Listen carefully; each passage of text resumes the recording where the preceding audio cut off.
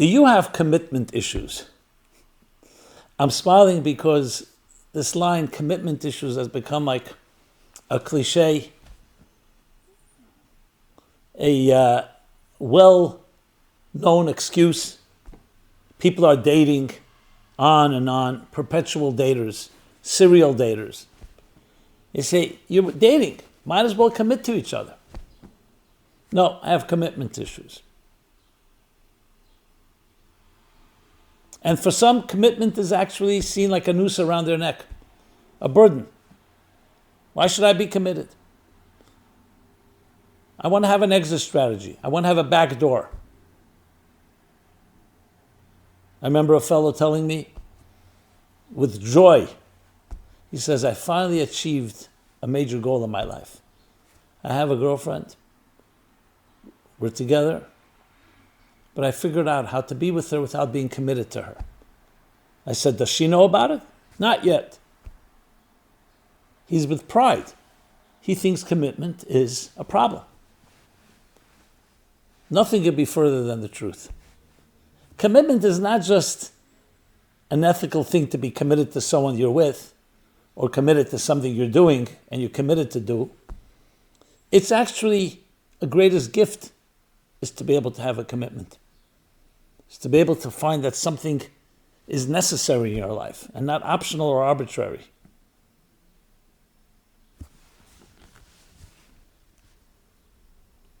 It makes us healthier people. To discuss that and appreciate that, please join me in this discussion called Yesod, where commitment becomes connection.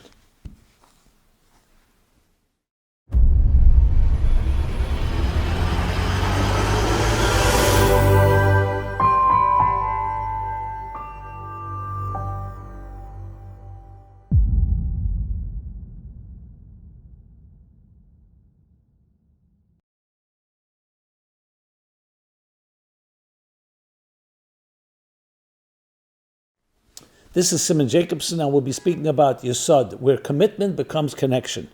This program is dedicated by Robert Lindquist in memory of Bonnie Bell, Edgar Lindquist. The very word commitment. What reaction do you have when you hear that? Is it a positive reaction? Is it a negative reaction? Do you have commitment issues? It's a line you hear very often these days. I have commitment issues. Or the other person has commitment issues.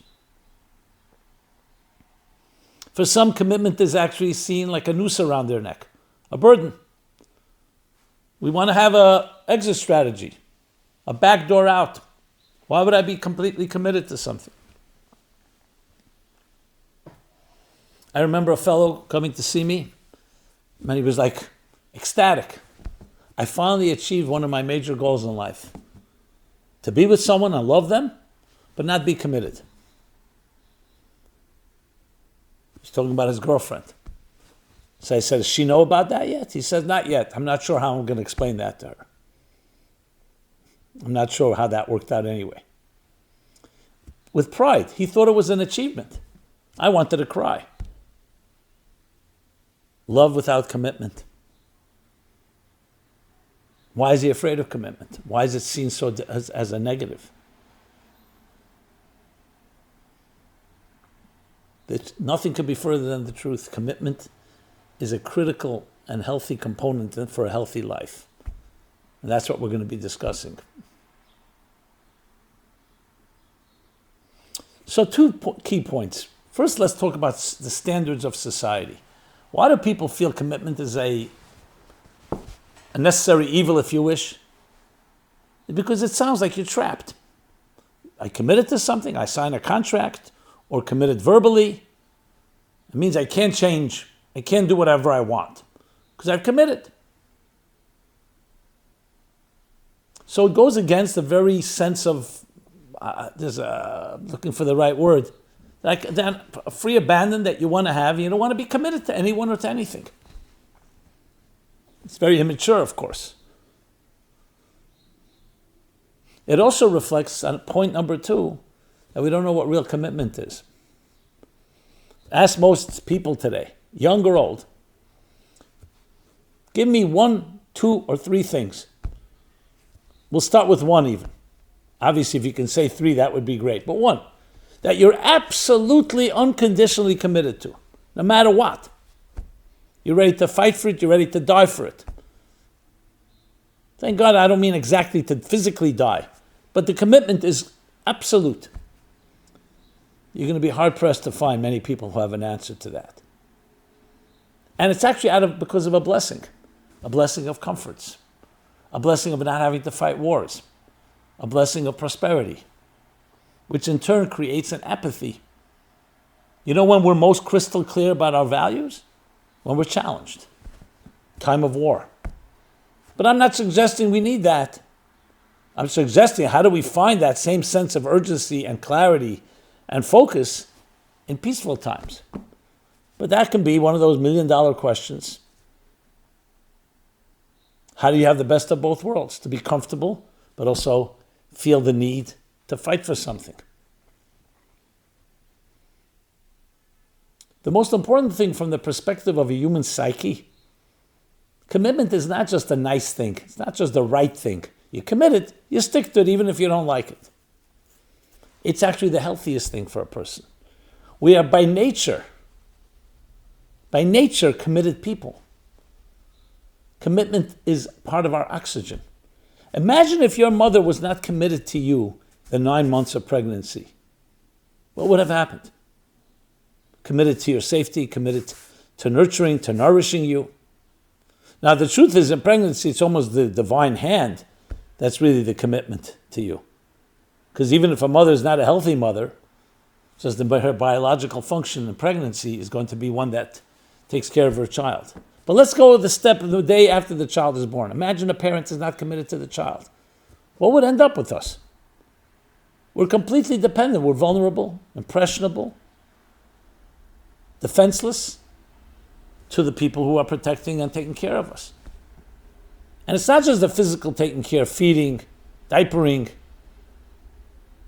keeping us safe, but it's also the psychological, emotional nurturing, building confidence, validation. We all know the damage done when that's lacking. Literally like the lack of oxygen, like a flower without water. It doesn't mean all is lost, as we talked about many times. So commitment lies at the very heart of existence. From the mystical point of view, if God was not committed to this existence, there'd be no existence. But I don't want to bring God into the picture, even though God is always in the picture in a certain way, because I'm not trying to push this as a religious concept. And that sometimes alienates people. But I was just using it as an example. So commitment is the essence of life. Love. What is love without commitment? You love your spouse, you love your children, but there's no commitment. Today you love them, tomorrow you have other things on your mind. This doesn't mean you have to be with them 24/7, but you're committed to them 24/7. What would happen if your body was not committed to breathing every moment? You know, you breathe once in a while. I don't even have to give you an answer to that. So life, by definition, has commitments to it. Some are built in, and some need to be reinforced. The breathing, you just have to allow yourself to breathe. A healthy person is going to breathe without much effort.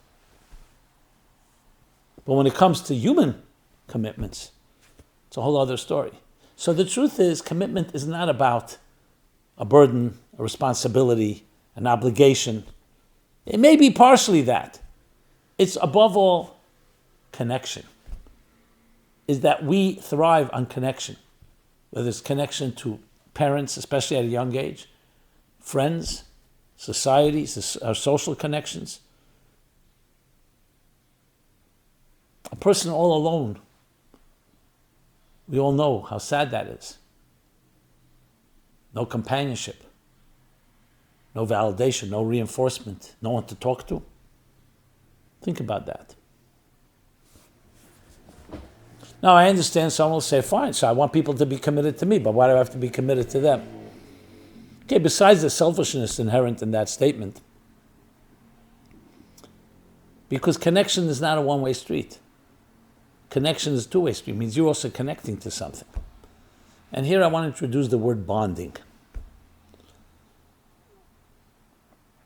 And you may have figured out that in the 49 days of counting the Omer, the book I wrote, Spiritual Guide to Counting the Omer, we're now in the week 6, which is Yesod.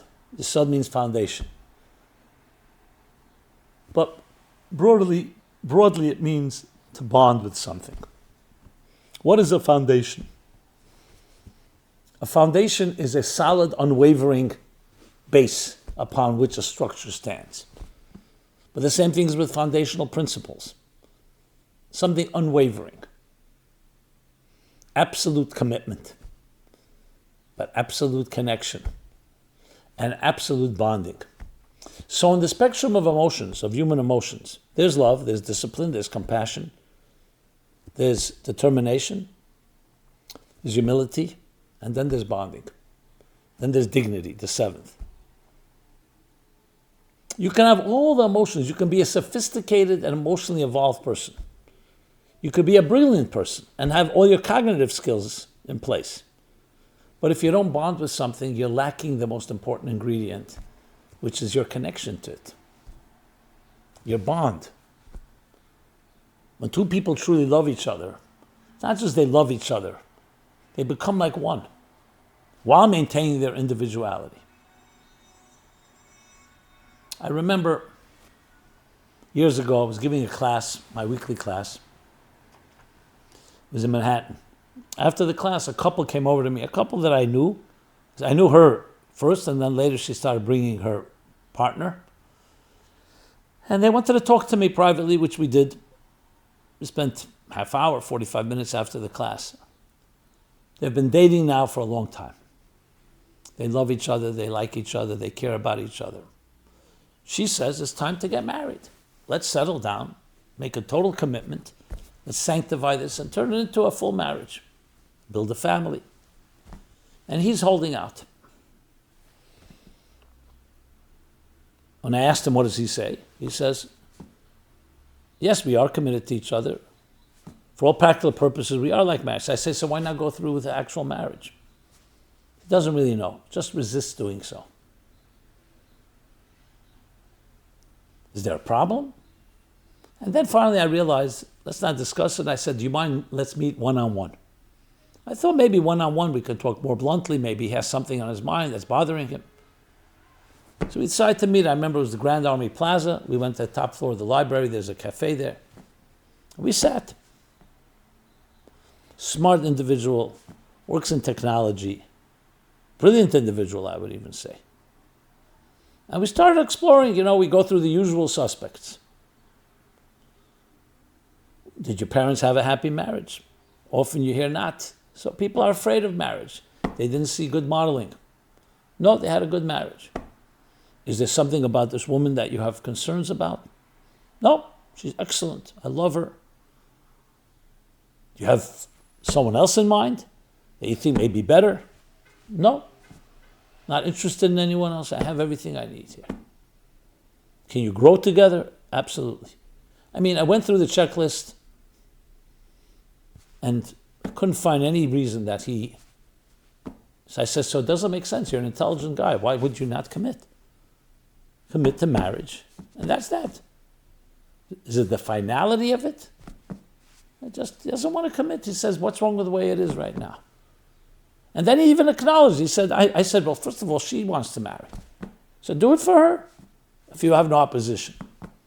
Something was, and I couldn't put my finger on it.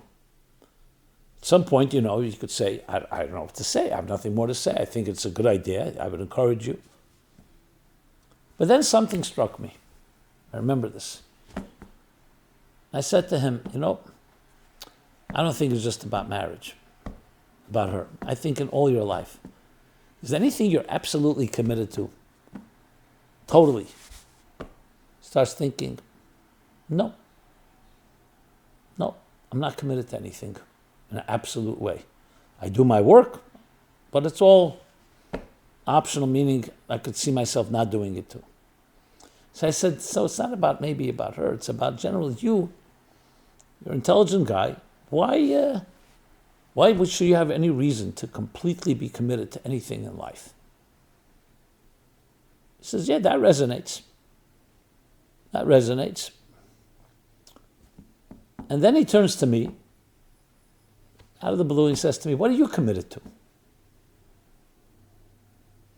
Whatever reason, this came to me. It was like a childhood memory. I said, since I'm a little child, I remember walking to school, sometimes taking the bus, but especially when it was raining, I liked to walk.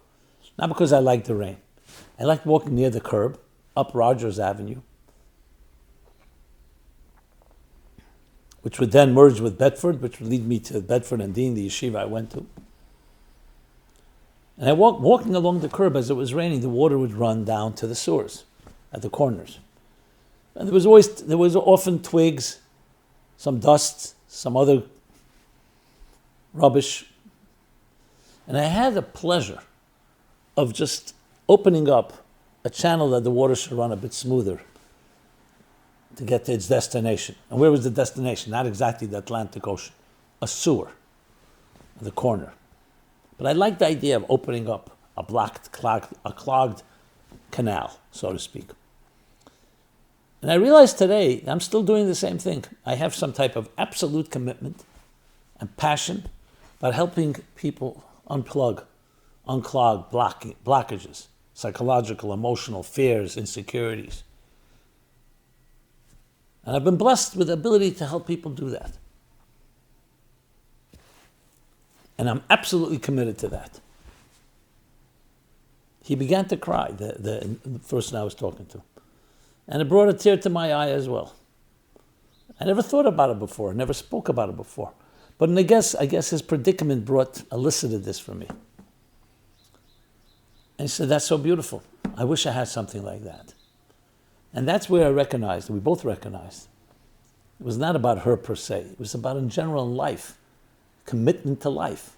We live in a world where we've been taught everything is arbitrary. You're one little individual, one grain of sand among 8 billion people on this planet. One grain of sand on a beach. Who really cares? So with all our blessings and with all our comforts and prosperity and standard of living, there's a lack of that value. Maybe living in a town, small town, where you were born and died, there were only 100 people you knew all your life, without seeing any bigger world, it created a sense of value. Now you could say that was naive, that wasn't true. However you want to explain it. But that's what human beings need. And that's what Yesod foundation is, the foundation of life, the bonding, the commitment, the connection. We need connection. It's not an optional thing. It's definitely not a burden. Unfortunately, there are commitments that we are not comfortable with. But you have to begin with that. And when you see it that way, you're not losing your freedom. Woody Allen cynically says, marriage is the death of hope. I guess his marriage was. Or he saw it that way.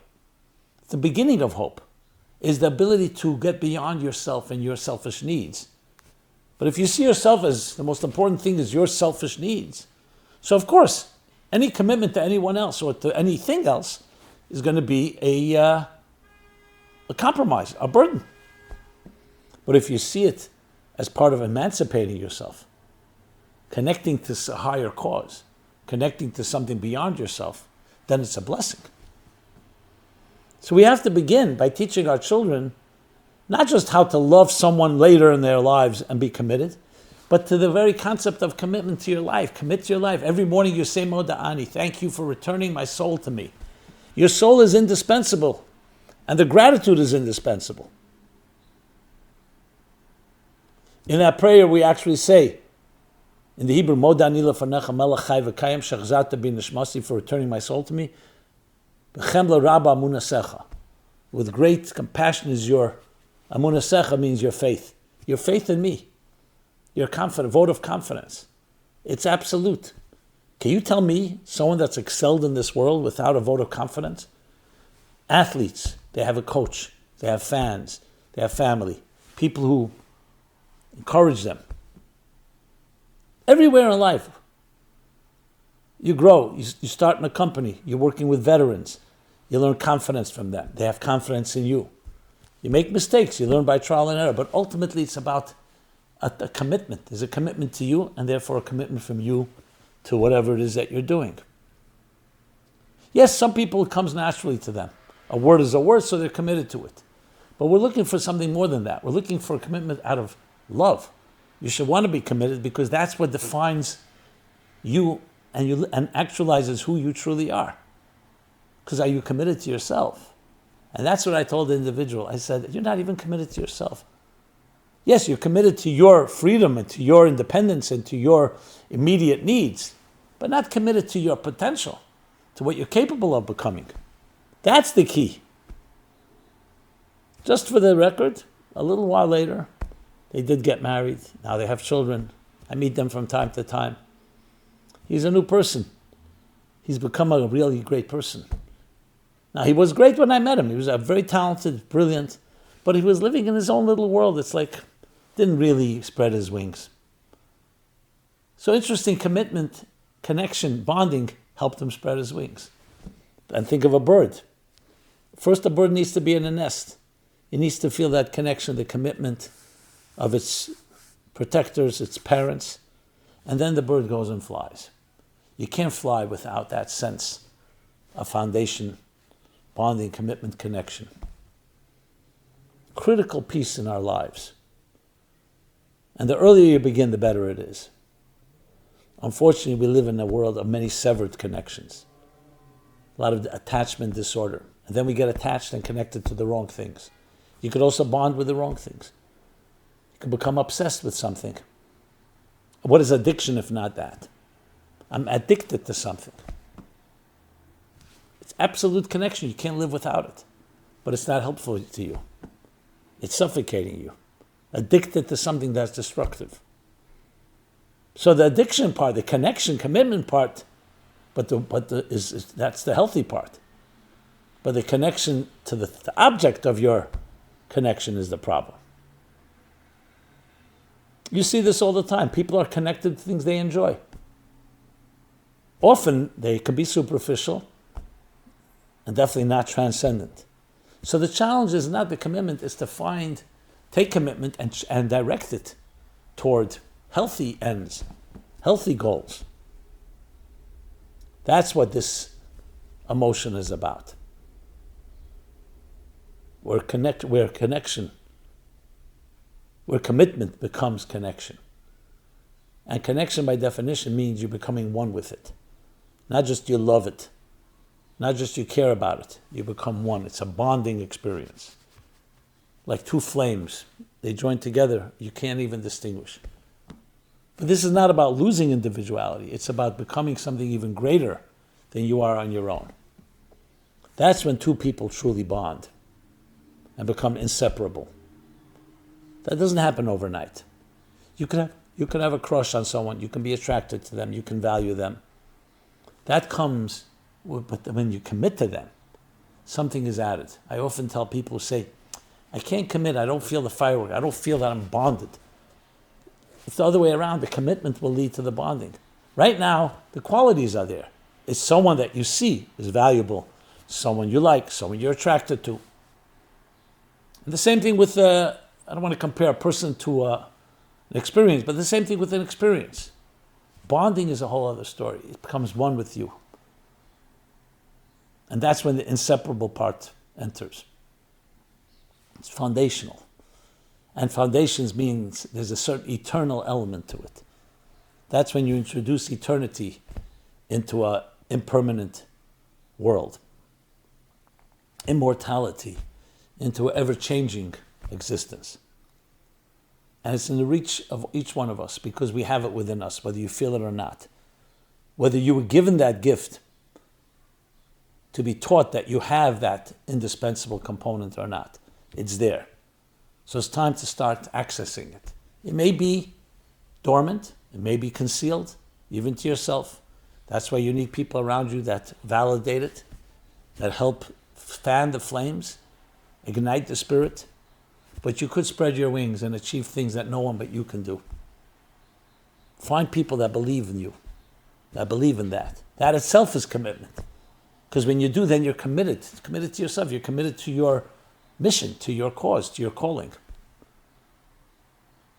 And then makes it much easier to commit to others because it's all part of that blessing. And commit to the right things, the healthy things, the ones that help you actualize your calling, your mission in the world. Every day we should be asking ourselves, am I living up to the reason I am here in this world? Because that I'm committed to absolutely. Because that's the only thing that is absolute. Everything else, how you do it, many ways to do things. But the what? I'm committed to living up to my calling. That's in essence that prayer, the Moda'ani. Thank you for returning my soul, giving me a unique, indispensable mission, renewing my contract, renewing that vote of confidence in me. We should be teaching that to ourselves, to our children, from the youngest age. So it becomes second nature, that's what they live with and that's what they're cognizant of. And then the rest of life is to live up to fulfill that higher calling. And commitment then becomes not a trap, on the contrary, it becomes the greatest tool. Like wings that help you reach places, to soar to places you can never reach on your own. Thank you. This has been Simon Jacobson, meaningfullife.com. If you've enjoyed this, find it valuable, please share with others. Please subscribe to these offerings, to our YouTube channel. And of course, love to hear your thoughts, your feedback, your questions, your suggestions. Be blessed, be committed, find that cause, fight for it. Don't give up ever. Persistence, consistency, and you will be the greatest you can ever be, and beyond. Thank you. This program is brought to you by the Meaningful Life Center. Please help us continue our programs. Make even a small contribution at meaningfullife.com/donate.